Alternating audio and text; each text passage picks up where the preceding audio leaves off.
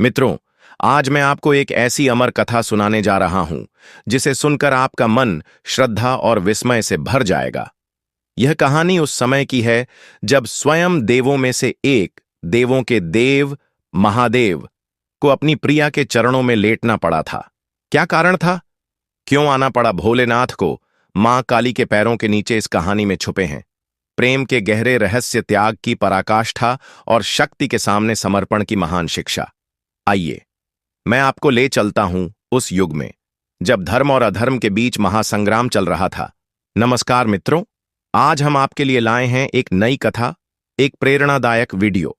आज की जो कथा है वह अत्यंत ज्ञानवर्धक और प्रेरणादायक है। कथा शुरू करने से पहले आपसे एक विनम्र निवेदन है। शास्त्रों में कहा गया है कि अधूरी छोड़ी गई कथा दुख और पाप का कारण बनती है, इसीलिए कृपया इसे अंत तक अवश्य सुनें। यदि आप अपनी मां से सच्चा प्रेम करते हैं तो इस वीडियो को लाइक करें, हमारे चैनल को सब्सक्राइब करें और कमेंट में मां लिखकर अपना समर्थन दें।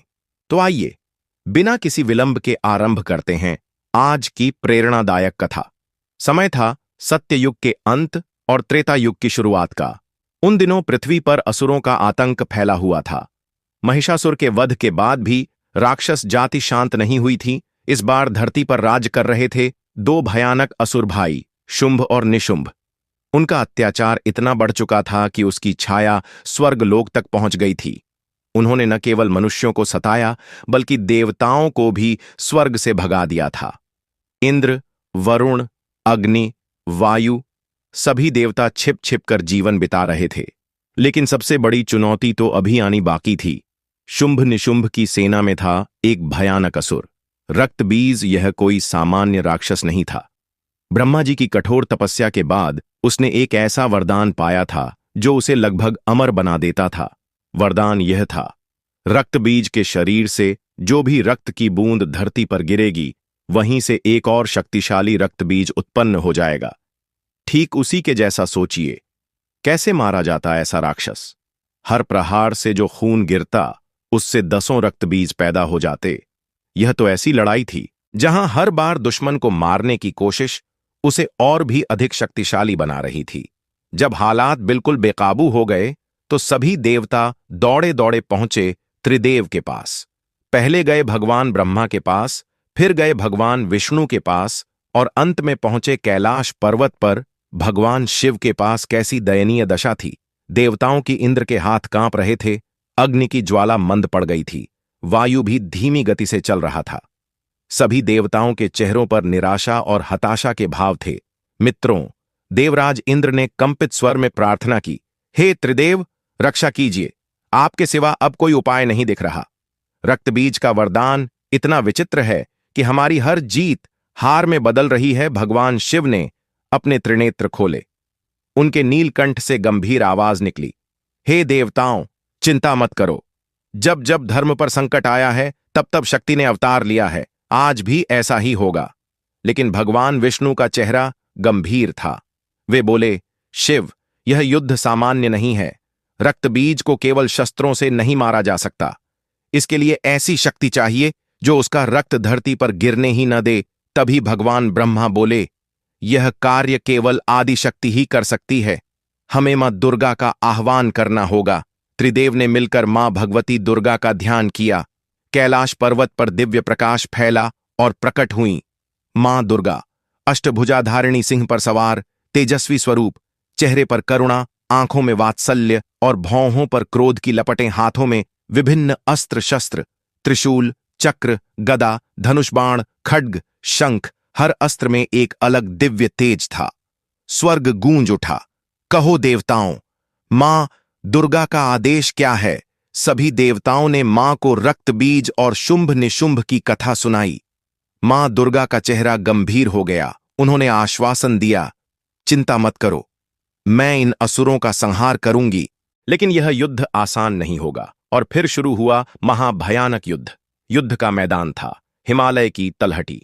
एक ओर मां दुर्गा अकेली, दूसरी ओर हजारों लाखों असुरों की सेना, शुंभ, निशुंभ और रक्तबीज के साथ चंड, मुंड और अनेक भयानक राक्षस। मां दुर्गा का सिंह दहाड़ा, उसकी गर्जना से पूरा आकाश गूंज उठा। युद्ध प्रारंभ हुआ। क्या ही भयानक दृश्य था। मां दुर्गा के त्रिशूल से असुर कटकट कर गिर रहे थे। उनके चक्र से राक्षसों के मस्तक अलग हो रहे थे। धनुष से निकले बाण सैकड़ों शत्रुओं को भेदते जा रहे थे। सबसे पहले चंड और मुंड का वध किया गया। फिर एक एक करके शुंभ निशुंभ की पूरी सेना का संहार किया गया। लेकिन अब भी रक्तबीज जीवित था। जब मां दुर्गा ने रक्तबीज पर आक्रमण किया तो जो हुआ उसे देखकर देवता दंग रह गए। त्रिशूल की चोट से रक्तबीज का रक्त बहा, और जैसे ही रक्त धरती पर गिरा, वहीं से एक और रक्तबीज उत्पन्न हो गया। मां दुर्गा ने दूसरे रक्तबीज को मारा, लेकिन उसका रक्त गिरते ही दो और रक्तबीज पैदा हो गए। यह क्या हो रहा था? जितना मां दुर्गा लड़ती, रक्तबीज उतने ही अधिक हो जाते। 1 से 10, 10 से 100, 100 से 1000, पूरा युद्ध क्षेत्र रक्तबीजों से भर गया। देवता घबरा गए। यह तो और भी बड़ा संकट बन गया था। जब मां दुर्गा ने देखा कि परंपरागत तरीकों से रक्तबीज को हराना असंभव है, तो उनका क्रोध चरम पर पहुंच गया। उनके मस्तक से प्रकट हुआ एक भयानक और प्रचंड तेज। यह तेज इतना तीव्र था कि सूर्य की रोशनी भी उसके सामने फीकी पड़ गई। इस तेज से प्रकट हुई एक अत्यंत भयावह और शक्तिशाली देवी। कैसा था उनका रूप? पूरा शरीर काला, बिखरे हुए बाल, लाल आंखें जिनमें अग्नि की लपटें, लंबी लाल जीभ, गले में कटी हुई मुंडों की माला, कमर में भुजाओं की माला, हाथों में खड्ग और एक कटा हुआ सिर। यह थीं मां काली। मां काली के प्रकट होते ही पूरा वातावरण बदल गया। आकाश में बादल गरजने लगे, बिजली चमकने लगी, धरती कांपने लगी, जैसे प्रलय का समय आ गया हो। मां काली की दहाड़ सुनकर सभी असुर भय से कांपने लगे। यहां तक कि रक्तबीज भी पहली बार डरा। मां काली गर्जी, अब देखती हूं कैसे बचता है। ये है रक्तबीज। मां काली ने गरजते हुए कहा। अब उन्होंने अपनाई एक अनोखी युद्ध नीति। वो रक्तबीज के पास गईं और उसे अपनी विशाल जीभ से उठा लिया। जो हुआ वह दृश्य देखने लायक था। मां काली ने रक्तबीज को अपने मुख में दबा लिया और उसका सारा रक्त पी गईं। जब तक एक बूंद भी रक्त धरती पर न गिरे, वो उसे छोड़ती ही नहीं थीं। लेकिन रक्तबीज तो एक नहीं, कई और भी थे। मां काली ने अविश्वसनीय गति से एक एक करके सभी रक्तबीजों को पकड़ा और उनका रक्त पी गईं। उनकी भुजाएं इतनी तेजी से चल रही थीं कि दृश्य भी नहीं दिख रही थीं। यह दृश्य इतना भयानक था कि देवता भी भयभीत हो उठे। मां काली का रूप अब और भी विकराल हो गया था।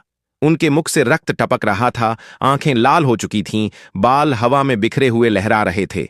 अंततः सभी रक्तबीज मारे गए। एक भी जीवित न बचा। लेकिन अब एक नई समस्या खड़ी हो गई थी। रक्तबीज के संहार के बाद भी मां काली का क्रोध शांत नहीं हो रहा था। वो अभी भी उसी भयानक रूप में थीं। और फिर शुरू हुआ वो नृत्य जिसने तीनों लोकों को हिला दिया। मां काली ने प्रलयंकारी तांडव प्रारंभ किया। उनके पैरों की गूंज से धरती कांपने लगी, पर्वत हिलने लगे, समुद्र में तूफान उठने लगे, आकाश में बिजली चमकने लगी। उनका क्रोध इतना प्रचंड था कि ऐसा लग रहा था जैसे वो पूरी सृष्टि को नष्ट कर देंगी। देवता भयभीत होकर फिर पहुंचे त्रिदेव के पास। हे भगवान, इंद्र ने कंपित स्वर में कहा, काली माता का क्रोध शांत नहीं हो रहा है। वो पूरी सृष्टि को नष्ट कर देंगी।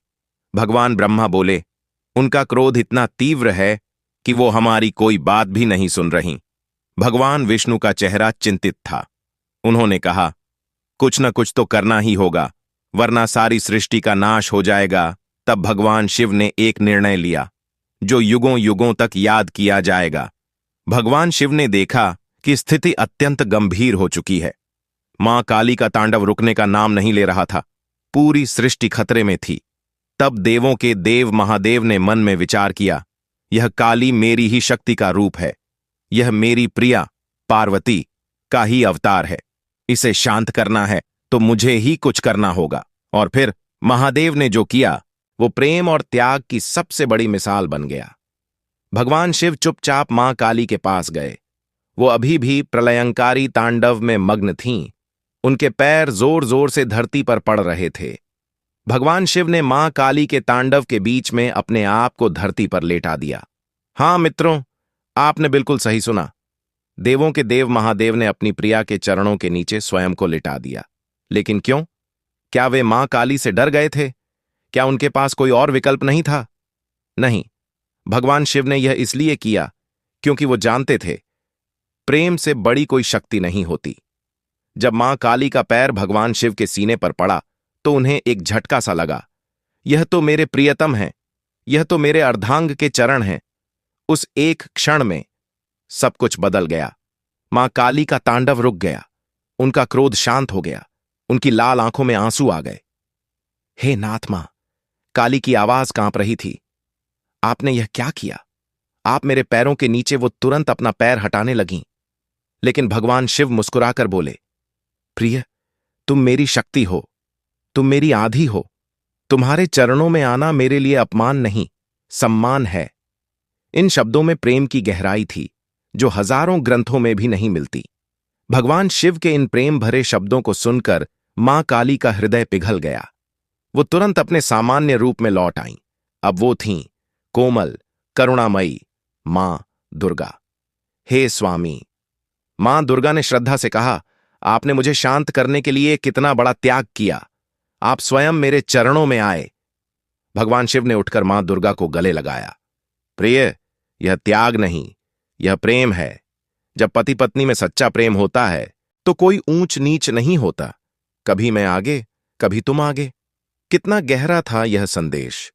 मां दुर्गा की आंखें नम हो गईं। उन्होंने कहा, आप सच में देवों के देव हैं। आपने मुझे सिखाया कि क्रोध चाहे जितना भी उचित हो, उसे नियंत्रण में रखना आवश्यक है। यह दृश्य देखकर सभी देवता भावुक हो गए। उन्होंने समझा यह केवल एक युद्ध नहीं था, यह प्रेम, त्याग और संयम की कथा थी। भगवान ब्रह्मा बोले, आज हमने देखा कि सबसे बड़ी शक्ति प्रेम है। भगवान विष्णु ने कहा, शिव ने दिखाया कि सच्चे प्रेम में अहंकार नहीं होता। देवराज इंद्र का गला भर आया। उन्होंने कहा, आज हमने देखा कि पति पत्नी का रिश्ता सबसे पवित्र होता है। लेकिन मित्रों, इस पूरी कथा का सबसे बड़ा संदेश कुछ और था। आज हर इंसान के अंदर रक्त बीज जैसे राक्षस बैठे हैं। क्रोध, लालच, अहंकार, ईर्ष्या। जितना इन्हें दबाने की कोशिश करते हैं, ये उतने ही बढ़ते जाते हैं। लेकिन जब हमारे भीतर काली माता जैसी शक्ति जागती है, निर्भयता, न्याय की भावना, सच्चाई का साथ, तभी हम इन राक्षसों को हरा सकते हैं। और जब यह शक्ति बेकाबू हो जाती है, तब हमारे अंदर का शिव जागता है। विवेक, संयम, प्रेम। यही विवेक हमारे क्रोध को नियंत्रित करता है। आज के रिश्तों में भी यही संदेश है। चाहे पति पत्नी हो, माता पिता, भाई बहन, हर रिश्ते में कभी न कभी एक को दूसरे के आगे झुकना पड़ता है। यह झुकना कमजोरी नहीं, प्रेम की निशानी है। यह कहानी केवल एक पौराणिक कथा नहीं है, यह जीवन की हकीकत है। हर इंसान के जीवन में कभी न कभी ऐसा समय आता है जब उसके भीतर की काली जाग जाती है, जब अन्याय के खिलाफ उसका गुस्सा भड़क उठता है, जब वह गलत के खिलाफ खड़ा हो जाता है। यह जागना जरूरी है। बुराई के खिलाफ आवाज उठाना, रक्त बीज जैसे राक्षसों से लड़ना, यह हमारा धर्म है। लेकिन साथ ही यह भी जरूरी है कि यह क्रोध नियंत्रण में रहे, वरना यह क्रोध स्वयं को और दूसरों को भी नुकसान पहुंचा सकता है। और यहीं आती है शिव की भूमिका। हमारा अंतरात्मा, हमारा विवेक, हमारा संयम और प्रेम, यही हमारे क्रोध को सही दिशा देता है। मित्रों, इस कहानी का सबसे बड़ा संदेश यही है, प्रेम सबसे बड़ी शक्ति है। जब सारे देवता मिलकर भी मां काली को शांत नहीं कर सके, तो भगवान शिव के प्रेम ने एक ही पल में उन्हें शांत कर दिया। यह प्रेम केवल पति पत्नी का नहीं था, यह था आत्मा का परमात्मा से प्रेम, शक्ति का शिव से प्रेम, सृष्टि का सृष्टिकर्ता से प्रेम। जब हम किसी से सच्चा प्रेम करते हैं तो हमारा अहंकार अपने आप समाप्त हो जाता है। हम उसके लिए सब कुछ त्याग करने को तैयार हो जाते हैं। भगवान शिव ने दिखाया कि सच्चा प्रेम त्याग मांगता है। बिना त्याग के प्रेम अधूरा होता है। जैसे जैसे यह कहानी समाप्ति की ओर बढ़ रही है, मेरा मन भावनाओं से भर उठा है। यह कहानी हमें सिखाती है, चाहे जीवन में कितने भी संकट क्यों ना आए, चाहे कितने भी रक्त बीज सामने खड़े हों, हमें हार नहीं माननी है। हमारे अंदर मां काली जैसी शक्ति है जो हर बुराई से लड़ सकती है। लेकिन साथ ही यह भी याद रखें कि जब यह शक्ति बेकाबू हो जाए तो हमारे अंदर का शिव भी है जो हमें सही राह दिखाता है। और सबसे बड़ी बात, प्रेम और त्याग से बड़ी कोई शक्ति नहीं। जब हम किसी से सच्चा प्रेम करते हैं तो हमारे लिए कोई त्याग बड़ा नहीं होता। आज भी जब आप मां काली की वह तस्वीर देखते हैं जिसमें वो भगवान शिव के ऊपर खड़ी होती है, तो याद रखिए, यह अपमान का चित्र नहीं है, यह प्रेम का चित्र है, यह त्याग का चित्र है, यह समर्पण का चित्र है। यह चित्र हमें याद दिलाता है कि जब प्रेम सच्चा हो तो देने वाला देता जाता है और पाने वाला पाता जाता है। मित्रों, ये कहानी यहीं खत्म नहीं होती। ये कहानी आज भी जारी है, आपके दिल में, मेरे दिल में, हर इंसान के दिल में।